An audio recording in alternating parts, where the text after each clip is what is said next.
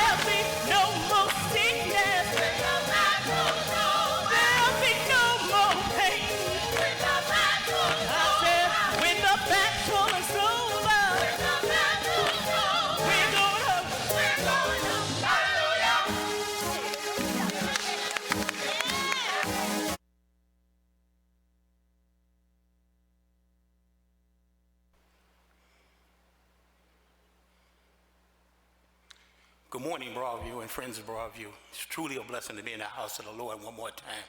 My name is Brother Wallington, and I stand to do the devotion this morning. This morning's scripture will come from Romans 5, verse 1.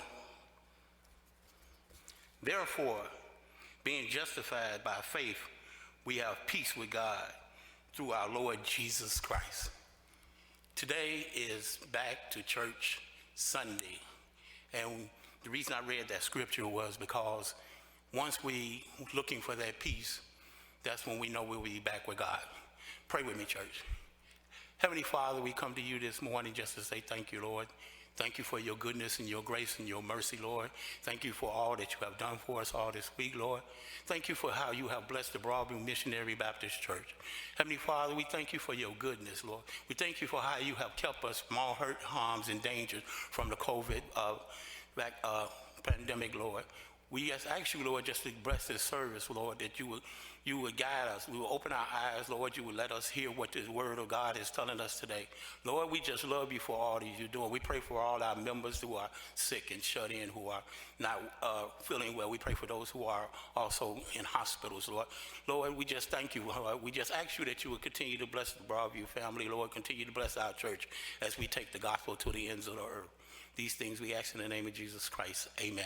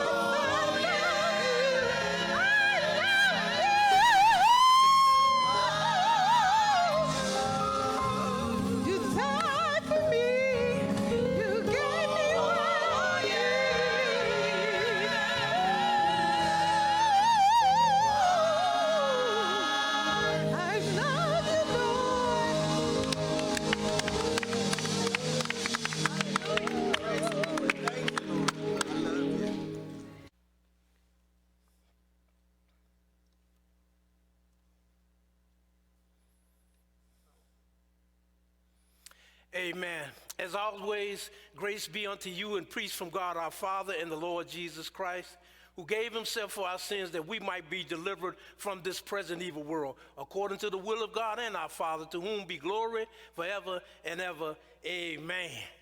Today we want to look at Psalms 139, and our title of the message is Fasten Your Seatbelt.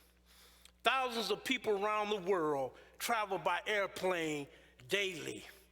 We climb aboard, fasten our seatbelts, and spend the next few hours eating and reading and listening to music, or watching a movie maybe, until we reach our destination. All the while, we completely trust the pilot to direct the plane and keep us safe. Sometimes on the flight, we experience turbulence, and when that happens, we place our confidence in the skills and knowledge of the pilot to make the correct adjustment so that the ride will become smooth again. Listen, how much more should we put our confidence in God through our life's journey? God is personally concerned with all of the details of our lives, and we can have a special relationship with him. He wants us to quit worrying about our future and rest in him. We can trust him because because his words persuade us that his plan for us are good. The Bible says in Jeremiah 29:11, plans for welfare, that is, plans for peace, to give you a future and a hope. Let us pray. Gracious and Heavenly Father, we thank you for your word that is a lamp unto our feet and a light unto our path. Lord, we pray your blessing on this message today, Lord. We pray that someone in the midst of us don't know you out of the pardon of their sins, but come forward to give their lives to Christ. Oh, how we thank you, Lord. In Jesus' name I pray, amen. Psalms 139 has been called the crown of songs. It is a great encouragement to remind that God is in control of everything in our lives. And when we begin to think as David thought, we will begin to live as he lives, in joy and confidence, because God's steadfast love endures forever, always under his protection, defense, and watchful care. Let us be reminded, though, that the Bible says in 1 Samuel 16, 7b, for the Lord sees not as man sees. Man looks the outward appearance, but the Lord looks on the heart. And you see, the heart is the most sensitive area of our lives. And the just judge has perfect insight. 3 points we would need to realize in our lives from this heart of this song. Point number one, God knows us. God knows us. David here is amazed. God knows everything about him. He says, oh Lord, you have searched me and know me. God looked at David and examined his motives. And he says, you know when I sit down, when I rise up, you discern my thoughts from afar. God knows every detail of David's life here. He has always been at work in David's life. He formed him in his mother's womb. He sees his every actions and knows his every thoughts. He understands that nothing inside of him can be hidden from God. And there's nowhere David can go in which he is beyond God's saving presence and love. The vastest distance for the deepest darkness. And what was true of David is also true of you and I today. God knows our hearts and minds and everything about us. our true personalities, our hidden motives. He knows the reality of our inner life, even to the minute detail. You see, no one can tell him anything about us. He knows every move we make in our daily routines. Oh yes, whether we are at rest or outside and about, God knows how we think and feel as well as how we act and speak. He goes on to say in verse 3, you search out my path and my lying down are acquainted with all my ways. Even before a word is on my tongue, behold the Lord, you know it altogether. God knew his thoughts before they became words. Words can bring either healing or destruction. GIGO is a computer science concept called garbage in and garbage out. In other words, if you input the wrong data, the result will also be wrong. What raw material do we give our minds to chew on? The Bible says that, tells us that the thoughts of the average individual are pretty depraved. Pretty deprived. In fact, God's thoughts are the measuring stick for goodness and holiness. And he tells us in that book of Isaiah 55:8, for my thoughts are not your thoughts, neither are your ways my ways. You see, he knows all of our deepest inward thoughts, even before they become words. Long after we have thought them and have forgotten them, he still knows them. Hallelujah. The Christian word should exemplify Christ's words. God desires for us to build each other up and encourage each other with words modeled after Christ's words. Jesus Christ said, I am the truth. And when we ask him to forgive us of our sins and tell him to take control of our lives, he reveals the truth to us and enable us to change our thinking. Fill our minds with his truth rather than with the message we receive from television and society or other sources. And when we consistently seek to replace the world lives with God's truth about himself, about ourselves, about right and wrong, about the world in general, godly actions will follow. He tells us in verse 5, you hem me in behind and before and lay your hands upon me. In everything we do, he surrounds us with his care and blessings, with his favor. He knows us personally and intimately, so don't try to fool him. Be open and honest with God. Rest in him and his love. His eyes are upon us, and we have nothing to fear. Not only does God knows us, point number 2, God is with us. David burst out into praise of a wonderful awesomeness of the endless knowledge of God. He says in verse 6, such knowledge is too wonderful for me. It is high, I cannot attain it. Where shall I go from your spirit, or where shall I flee from your presence? If I ascend to heaven, you are there. If I make my bed in Sheol, you are there. If I take the wings of the morning and dwell in the uttermost parts of the sea, even there your hand shall lead me and your right hand shall hold me. If I say, surely the darkness shall cover me and the light about me night. You see, today, God, the Holy Spirit, is with us, working in our hearts, drawing us to seek God. And once we trust Jesus Christ as Savior, the Holy Spirit guides and teaches us and reveals truth to us. We can rely on him to give us words when we don't know what to say. Verse 12 tells us, and even the darkness is not dark to you. The night is bright as the day, for darkness as light with you. Wherever we are, God is. Wherever we are, God is.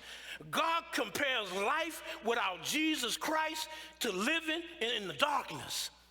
It's a world without light, without understanding, and without joy.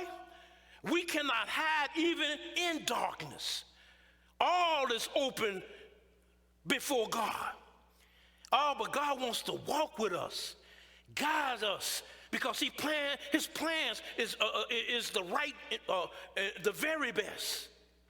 We need God's presence with us if we want to enjoy his love and fulfill his purpose. What a comfort here to know that God is with us and cares for us, whether we go up or down, east or west, he is there. Listen, sinners, they try to hide from God, but believers hide in God. Not only God is with us, but point number 3, God is personally concerned about his people. He says in verse 13, for you formed me in my inward parts. You knitted me together in my mother's womb. I will praise you, for I am fearfully and wonderful made. Wonderful are your works. My soul knows it very well. Oh, my frame was not hidden from you when it was being made in secret, intricately woven in the depths of the earth. And your eyes saw my unformed substance. And in your book were written, every one of them, the days that were formed for me, when as yet there was none of them. David said that God had designed and made him. We are all mass produced. We are not mass produced, but we are custom made. How you like that? We are not mass produced, but we are custom made. So let's give God the praise. Give God the praise. Give God the glory, because we are made in his image and he has special purpose for us. God formed us and he wants us to be under his supervision. See, we must accept his will for our lives. Our responsibility is to yield ourselves to him daily, ponder his thoughts found in his word, and walk in the Holy Spirit. God thinks of us. Should we not think about him? If he thinks about us, should we not think about him as David did, and want more of God's perfect knowledge of him and God's way of life? Oh yes, we do not know our own hearts as we may think we do. That's why we just need to cry out to God and tell him, search me, O God, and know my heart, and try me and know my thoughts, and see if there be any grievous way in me, and lead me in the way of everlasting life. The God with whom we have to do has a perfect knowledge of us, and in all the motives and actions, both outward and inward. Let us desire him, that when he sees sin in our hearts, he make us aware that we might walk in a perfect enjoyment of his presence. For he loves us and he wants only the very best for us. Now, because we can never live a perfect life without sin, God sent his one and only son to do just that for us. He lived a perfect life, and he was crucified on that old rugged cross. And while hanging on that cross, Jesus took on himself all our sins. He took on the past and the present and the future sins. And he did this so that for those who believe in him will have eternal life in heaven with God. And he died on that cross and buried in that borrowed tomb. Oh, but I remember him telling the Jews in the Gospel of John, you destroy this body in 3 days, I will raise it up. So 3 days later, God raised him from the dead. Paul said, oh, death, where's your sting? Oh, grave, where's your victory? Where he today sits at the right hand of God in heaven. And when we put our faith in Jesus Christ, God takes our sins and his penalty away. And by his grace, he's given us a new and eternal life. All you need to do is realize that you're a sinner. The Bible says all have sinned and come short of the glory of God. The Bible tells us also that the wages of sin is death, but the gift of life is eternal in Christ Jesus. Apostle Paul puts it this way to the church at Rome. If thou confess with your mouth the Lord Jesus and believe in your heart that God had raised him from the dead, you shall be saved. For with the heart man believes unto righteousness, and with the mouth confession is made unto salvation. For the scripture says, he that believes in him shall not be put to shame. For there is no difference between a Jew and a Gentile. The same Lord is rich upon who call upon him. Whosoever shall call upon the name of the Lord shall be saved. So when you confess and you believe in your heart, you give your life to Christ, call the church, call Broadview Missionary Baptist Church, and let them know that you gave your life to Christ and you want to be part of the Broadview Baptist Church family. May God bless you and may God keep you.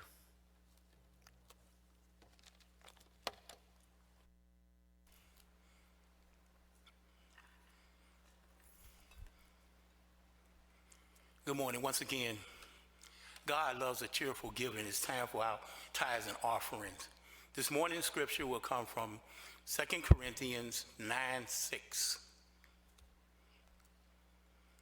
But this I say, he which soweth sparingly shall reap also sparingly, and he which soweth bountifully shall reap also bountifully. May the Lord have a blessing of the reading of his word. God loves a cheerful giving. And we like to thank you for all the giving that you have given us to the Lord, Heavenly Father, to make this church work. There are 4 different ways that you can give.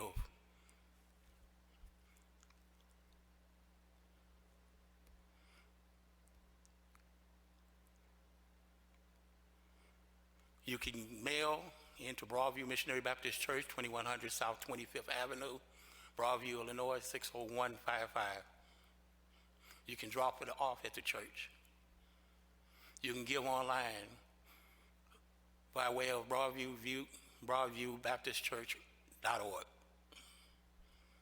Give by text messaging. Text BMC and the dollar amount you want to give to at 73256. Let us pray. Heavenly Father, we thank you for all that you do for Broadview Baptist Church. We thank you for the giving that you give us, Heavenly Father. We ask you that you would bless the giving and that we can multiply it, Heavenly Father, to do your work as we continue to go to the ends of the earth. We thank you for all of those who give and all who wish that they could give, Heavenly Father. So we just thank you this morning. These things we ask in the name of your Son, Jesus Christ. Amen.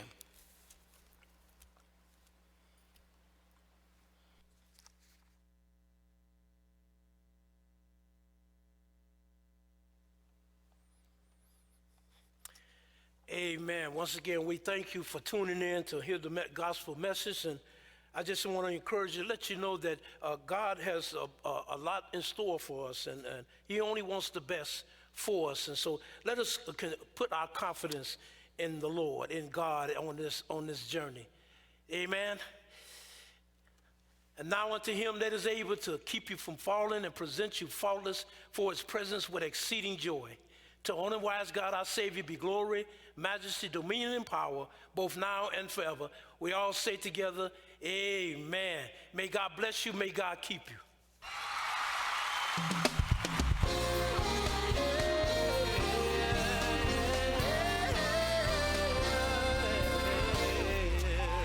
Sometimes in this Christian life,